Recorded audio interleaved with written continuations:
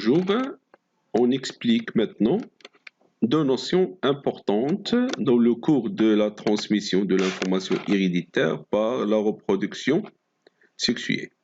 Ces deux notions sont le karyotype et la formule chromosomique. Et on va considérer un exemple qui est la drosophile. La cellule représentée est une cellule haploïde. Pourquoi elle est haploïde? Car elle possède 4 chromosomes. Chaque chromosome ne possède pas d'homologue. Et lorsque on a une cellule qui a des chromosomes qui ne possèdent pas d'homologue, on parle de cellules haploïdes.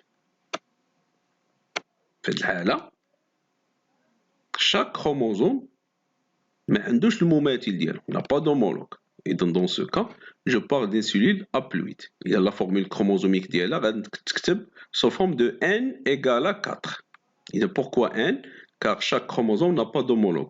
4 car l'ensemble de chromosomes elle est égal à 4. La deuxième des choses, les chromosomes 1 et 2 et 3 sont des chromosomes appelés autosomes, c'est-à-dire chromosomes non sexuels. Car ces chromosomes se ressemblent chez le mâle et la femelle. إذا هاد les chromosomes هما نفسهم عند le mâle وعند la femelle. في هاد الحالة ما كنسميوهم صبغيات لا جنسية des autosomes A كنرمزولهم A. Alors que le dernier chromosome, le chromosome X, c'est un chromosome qui diffère, qui peut ne différencier le sexe de l'individu, donc on l'appelle chromosome sexuel ou gonosome. إذا إما نسميه chromosome sexuel ou la hétérosome ou le chromosome sexuel. Donc cette cellule a une formule chromosomique qui va s'écrire de la façon suivante. Il s'agit d'un gamète femelle. Voilà. La formule chromosomique va s'écrire de la façon suivante. N. Pourquoi N? Car il s'agit d'une cellule haploïde. Chaque chromosome n'a pas d'homologue. 4 car l'ensemble des chromosomes, c'est 4 chromosomes. Les 3 chromosomes l'olène, ce sont des chromosomes non sexuels, ce sont des autosomes. Donc je vais écrire 3 autosomes plus un chromosome sexuel X. Pour le mâle, il va produire deux types de gamètes. Je vais considérer le premier type de gamète. Je remarque que les 3 chromosomes premiers sont identiques à ceux du gamète femelle. Donc, il s'agit bien des autosomes. Et le dernier chromosome, c'est un chromosome sexuel, c'est un chromosome sexuel X. Le mâle peut produire un autre type de gamète mâle qui diffère du premier seulement par le chromosome Y. Maintenant, on remarque qu'il y a un chromosome Y au lieu de trouver un chromosome X. Donc, les deux gamètes, ils ont une formule chromosomique N, haploïde, car les chromosomes n'ont pas d'homologue. Ils possèdent 3 autosomes, 1, 2 et 3, et ils possèdent un chromosome sexuel qui est différent des deux gamètes, entre les deux gamètes. Donc la formule chromosomique de chaque gamète va s'écrire de la façon suivante.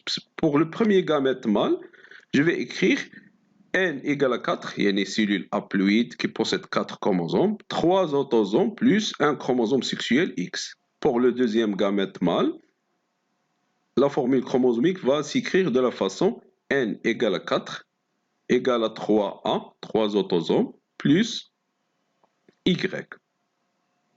Donc, quel est le résultat de la fécondation? Donc, puisqu'on a deux types de gamètes mâles et un seul type de gamète femelle, donc j'aurai deux possibilités de fécondation. La première, c'est le résultat de la fusion de gamètes mâles qui portent le chromosome X et un gamète femelle qui porte toujours le chromosome X. Donc j'aurai un œuf fécondé. Je remarque que l'œuf fécondé possède des paires de chromosomes, c'est-à-dire que chaque chromosome a un homologue. Donc la formule chromosomique dans ce cas est dite diploïde 2N. Donc dans ce cas, l'œuf fécondé a une formule chromosomique égale à 2n égale à 8. Il donne 2n car chaque chromosome possède son homologue. Quel chromosome a le moumatil dialon. 8, c'est l'ensemble de chromosomes. Je vais écrire 3AA, c'est-à-dire 3 paires d'autosomes. يعني 3 الأزواج من الصبغيات اللاجنسية. الزوج الأول هو AA، هذا هو AA، هذا AA، يعني هنا 3 paires d'autosomes. Et la dernière paire de chromosomes, c'est une paire homologue XX, donc ce qui montre que l'individu a le sexe femelle.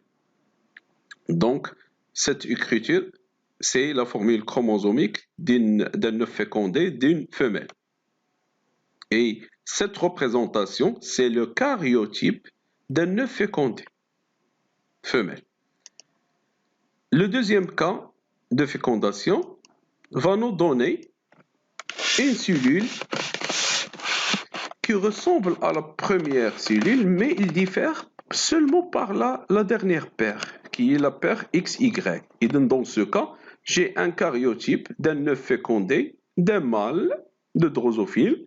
Dans ce cas, je remarque qu'il possède 3 paires d'autosomes, 3AA, et une paire de gonosomes, ou de chromosomes sexuels, XY. Et donc la formule chromosomique de l'œuf fécondé chez un mâle s'écrit de la façon suivante. 2n car elle possède des paires de chromosomes, 8 c'est l'ensemble de chromosomes, 3AA c'est-à-dire 3 paires d'autosomes et une paire de chromosomes sexuels XY.